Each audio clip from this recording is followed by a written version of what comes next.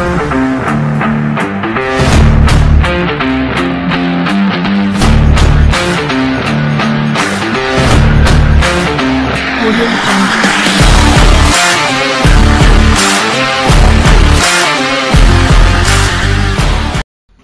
Hello வணக்கம். இது உங்கள் தமிழ் சிறை.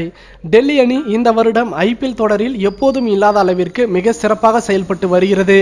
இதற்கு அந்த அணியின் கேப்டன் ஸ்ரேயஸ் ஐயர் மற்றும் பயிற்சியாளர் ரிக்கி பாண்டிங் இவர்தான் காரணம் என்பதில் எந்த மாற்று கருத்தும் இல்லை. சில தினங்களுக்கு முன்னர் டெல்லி மற்றும் ராஜஸ்தான் ஆகிய அணிகள் இடையே ஐபிஎல் போட்டி நடைபெற்றது.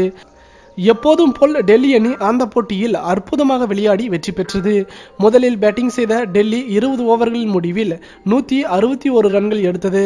அதைத் தொடர்ந்து விளையாடிய ராஜஸ்தான் அணி 148 ரன்கள் மட்டுமே எடுத்து 12 ரன்கள் வித்தியாசத்தில் தோல்வியடைந்தது.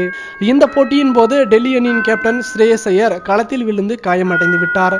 பந்தை டைவடித்து பிடிக்க சென்ற போது இவருக்கு காயமாகிவிட்டது. தோள்பட்டையில் காயமானதால் கடுமையான வழியில் துடித்தார். இதன் காரணமாக உடனடியாக களத்தில் இருந்து வெளியேற்றப்பட்டு அவருக்கு பதிலாக ஷிகர் தவான் கேப்டனாக செயல்பட்டார்.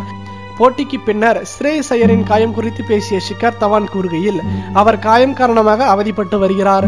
தோள்பட்டையில் சிறிதளவு எலும்பு நகர்வு ஏற்பட்டுள்ளது. இதன் காரணமாகவே அவருக்கு வலி அதிகமாக இருக்கிறது. தோள்பட்டை நகர்வு சற்று அதிகமாக இருக்கிறது. மருத்துவ பரிசோதனைகள் நடைபெற்று முடிந்த பின்னர் இது குறித்து பேசுவோம். அதன் பின்னர் தான் அவர் வருவாரா மாட்டாரா என்ற தகவல் வெளியாகும். டெல்லி அணியில் ஏற்கனவே ரிஷப் பந்த், இஷாந்த் சர்மா, அமித் மிஸ்ரா போன்ற முக்கியமான வீரர்கள் காயமடைந்து உள்ளனர் என்பது குறிப்பிடத்தக்கது. ஸ்ரேயஸ் ஐயரின் இழப்பு டெல்லி அணிக்கு பாதிப்பாக இருக்குமா, பாதகமாக இருக்குமா? உங்களின் கருத்துக்களை மறவாமல் கமெண்ட் பாக்ஸில் பதிவிடுங்கள். மேலும் இது போன்ற சுவாரஸ்யமான செய்திகளை உடனுக்குடன் தெரிந்து கொள்ள தமிழ் சிறை சேனலை சப்ஸ்கிரைப் பண்ணுங்க. மறக்காம பெல் ஐக்கானை கிளிக் பண்ணுங்க.